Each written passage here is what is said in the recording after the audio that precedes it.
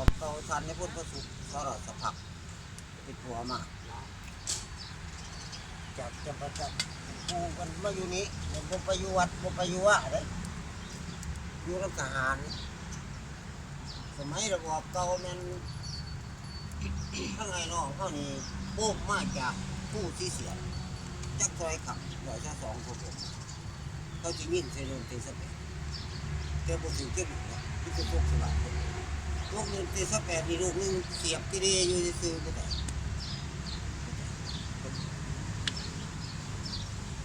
จริงเลยเขาก็แต่งไอ้น้องอยู่ทั้งนั้นแต่งนักการเมืองมาถือว่านี่ยังอยู่ในเดินยิ่งใส่เป็นยิ่งแฝงเราก็ได้เห็นจะปูเลยต้องยิ่งใส่เลยอยู่ในประวัติเขาก็ป่ามันอยู่ปูเลยไม่เกิดของแล้วปุ๊บมันยังก็เกิดมันนี่ว่าเลยสร้างของวัดปุ๊บปูจนกลายเป็นเชฟแต่ว่าอย่างไร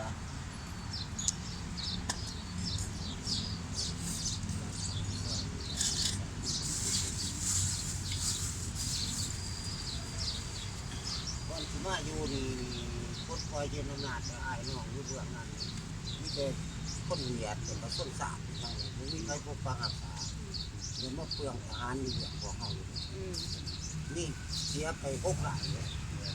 เดี๋ยวไปบนหม้อว่าคือจะมาอยู่นั่นท่านเอาคนมาอยู่ก็สงบแต่ว่ากันคนเขาคนคิดคนนี่ให้ไปเอาสุกหล่อไปอุ้มเป็นแทนเนี่ยมันยืนรักทุก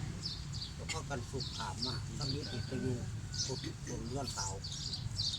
ออกจากบนเลื่อนเขามาอยู่วังรักทุกที่เทือนี่เป็นเทือที่4เนี่ยนี่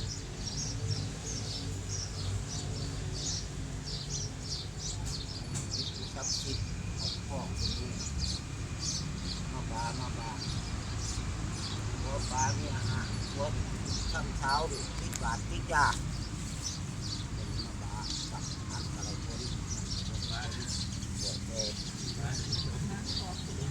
บ้าผมมาแกะตัวเดือดเลยให้คนให้บาคนเลยสอนมาเก็บ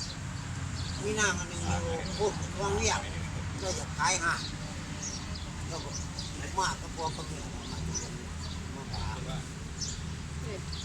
จะที่ไหนไทยได้คนละ2-3 ดอกคนละ2อ่ะคนละ3 ไป3เลย3